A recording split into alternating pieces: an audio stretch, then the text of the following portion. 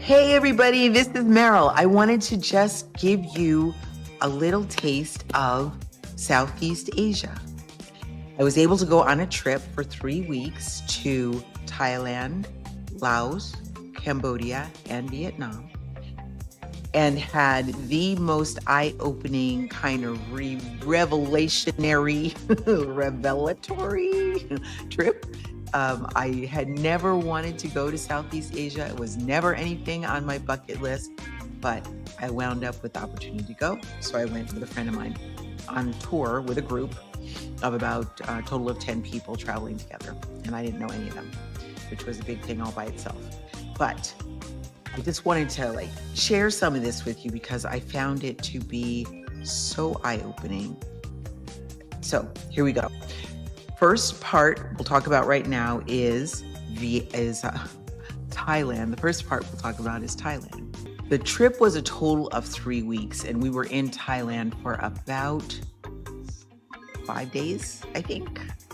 Partly just to recover from the jet lag. It is a 12-hour time difference and almost a 24-hour trip to get over there.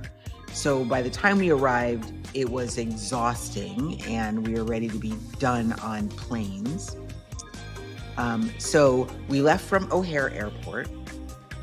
Quite a lot of people in the gate area, and oddly enough, most of the people look like they were from that part of the world. What a silly thing, right? But when I went to Africa, most of the people in the gate area looked like they were from Africa. And when I've gone to Central America, most of the people look like they're from Central America. Well, amazing. Going to Southeast Asia, most of the people look like they're from Southeast Asia, which was very refreshing. Never experienced that before. Anyway, so we took the flight from O'Hare. It took about 14 hours to get to Taiwan. We had about a 4-hour layover in Taiwan. And then I don't know if it was another 4 hours or something to get to Bangkok. One of the things that we noticed right away when you get to the airport, airports have amazing art in them. Maybe not so much in the United States, but in a lot of places they do. People, communities and municipalities invest a lot in their airports, and Thailand was no different. Their airport was very beautiful, lots of murals and paintings on the walls. A lot of it having to do with either Hindu mythology or lore or Buddhist lore, which was wonderful to see, just wonderful. One of the other things that we noticed is, so we got there the first day, we unloaded all of our stuff, we got into the hotel, right? We went out for a little walk. The hotel that we were in was very close to, there's a lot of other stuff around. Easy walking distance to get to grocery stores or a pharmacy or even a mall if you wanted to go to a mall. There were, we have hanging baskets on light poles in the United States, and it might be, I don't know, morning glories or marigolds or something, There, around the trees, they have orchids. Beautiful orchids. Amazing. And I came to realize that, so orchids grow sort of wild there. And if I think about it, they even had orchids in the bathroom in the airplane, on the wall, in a little vase. So orchids were a thing. Orchids also got served with some of our meals. Orchids were part of the meal.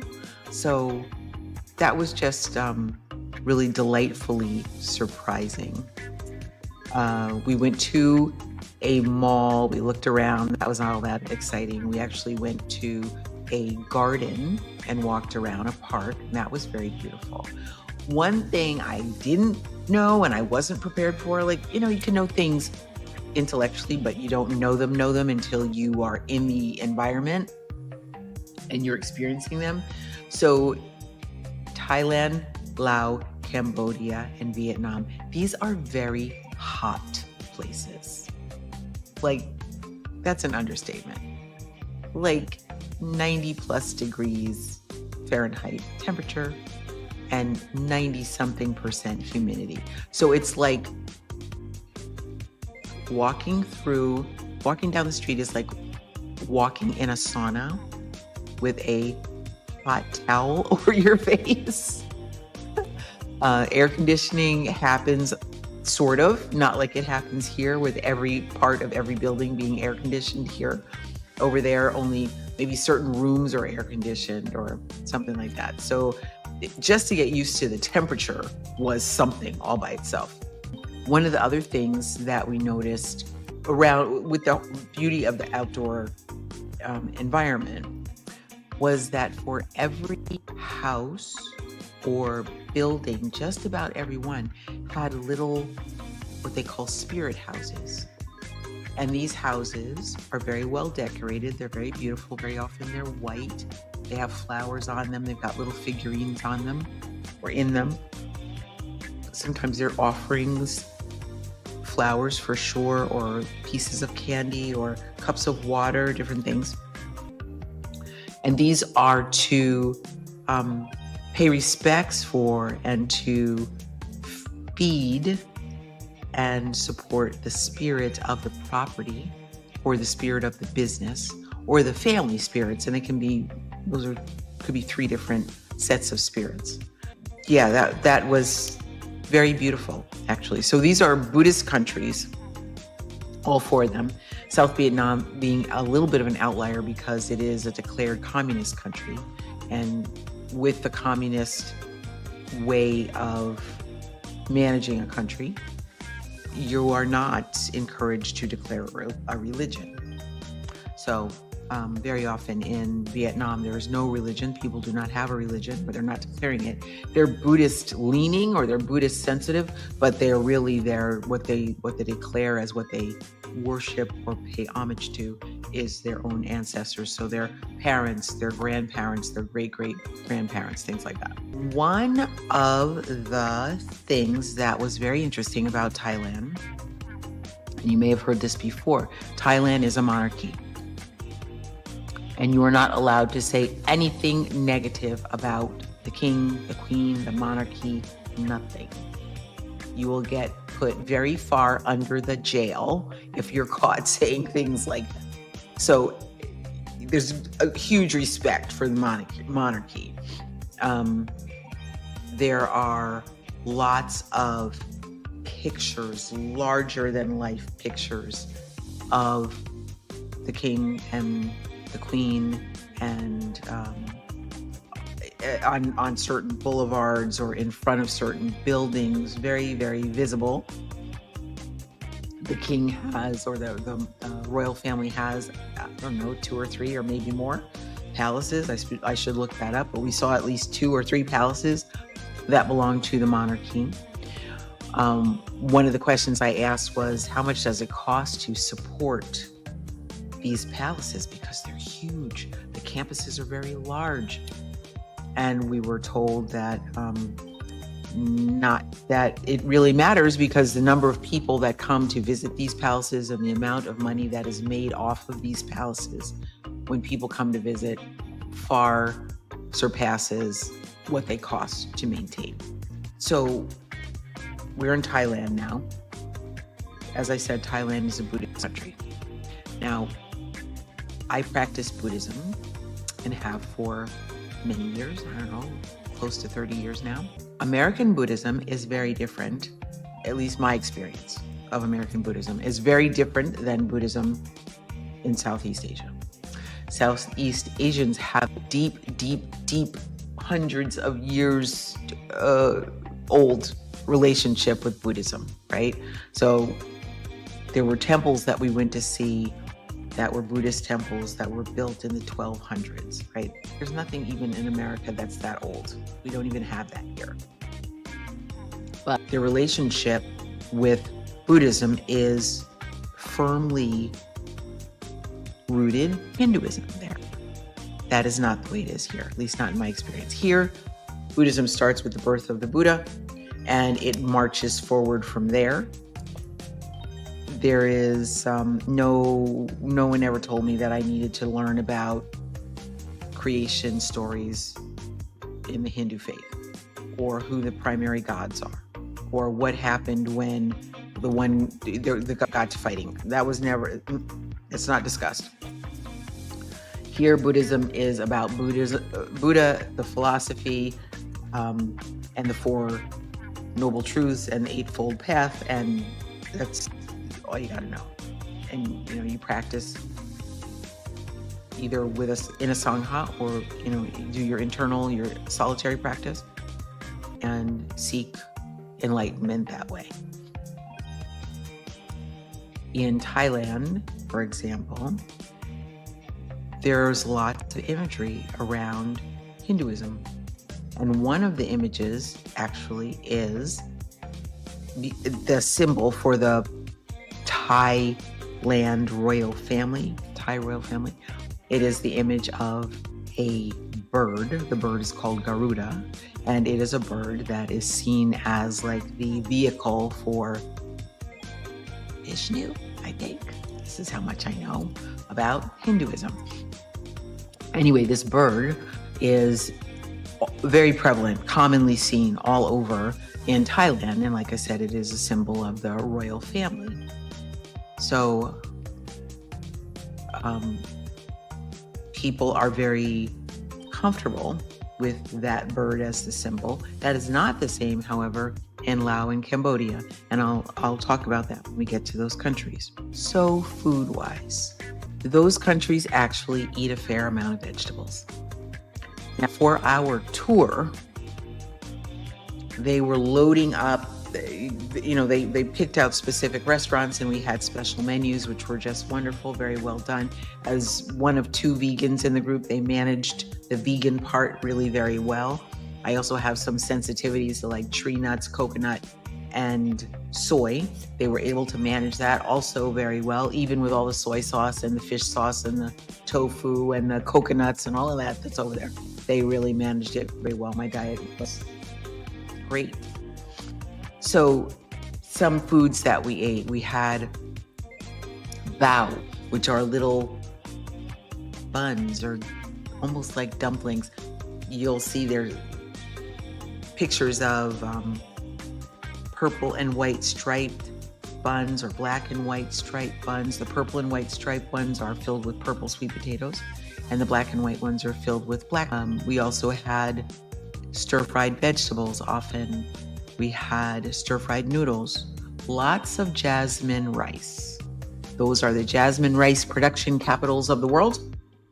So white jasmine rice, which took a little bit of getting used to. I kind of felt like I was missing my brown whole grains, but it was good. It was all good.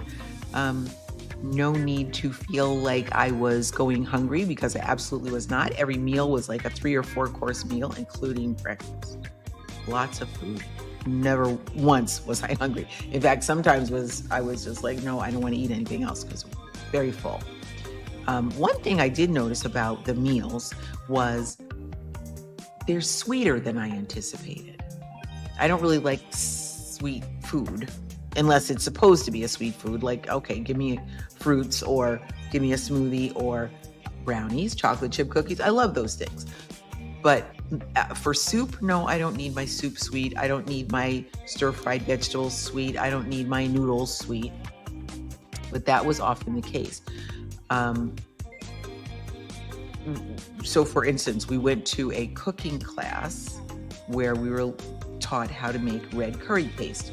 Wonderful, right? And then it wound up turning into a whole meal, which was also wonderful.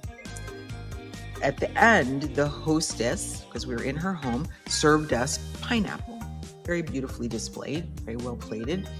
And there's a little condiment next to the pineapple, and it was a bowl of sugar and chili peppers to dip your pineapple in, like, crust your pineapple with sugar and crushed dried peppers.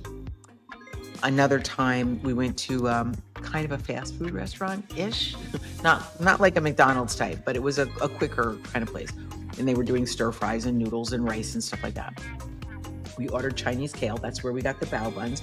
And on the plate, it came with 3 cellophane packets.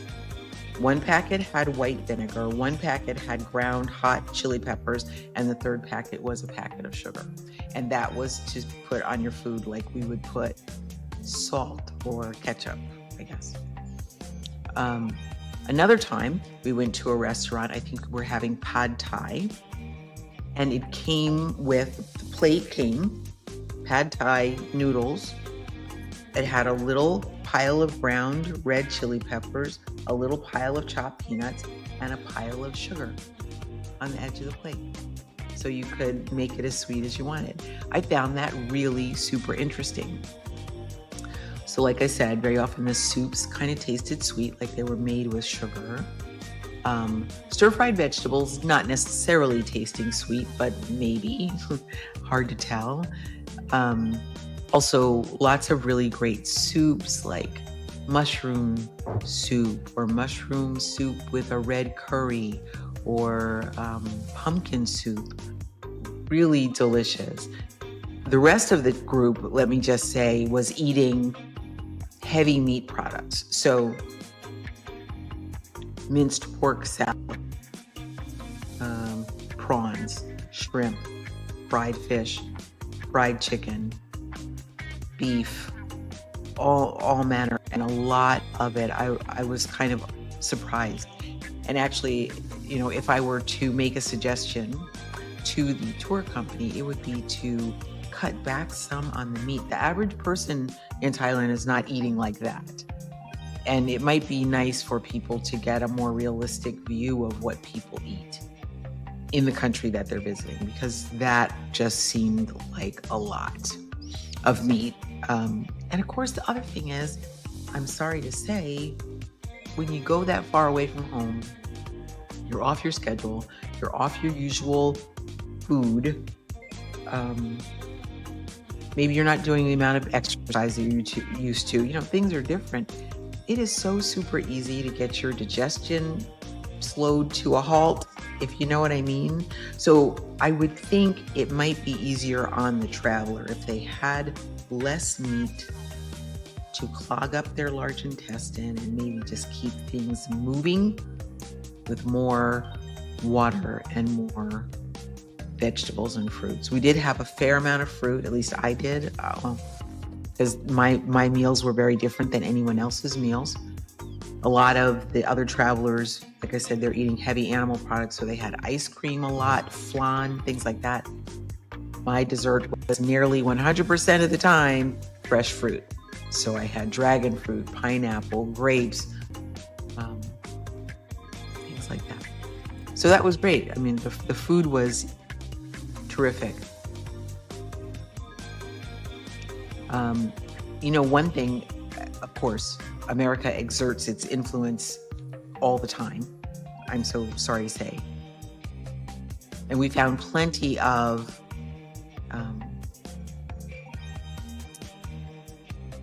fast food restaurants. So McDonald's, Starbucks, Burger King, 7-Eleven, Chester's chicken things. Now, of course, those foods are designed to be super yummy and addictive and delicious. So, you know, local people that live there find them just as attractive as we do. I think I didn't even go in, so I can't even tell you what they're like on the inside. But I did say to our tour guide that, you know, I apologize that this is, you know, what you're getting from America. And he kind of laughed and said, "Don't worry, we love it." I did ask him also, what kind of diseases are people suffering from here? Guess what they are? Diabetes, high blood pressure, heart disease, cancers. So, and those are rising, which makes me sad. I'm sorry if we're doing that to your country. I really am. One of the most beautiful places that we saw was a place called Ayutthaya. Now that is an old temple from the 1200s, I believe, built out of red brick and some limestone, some porous rock.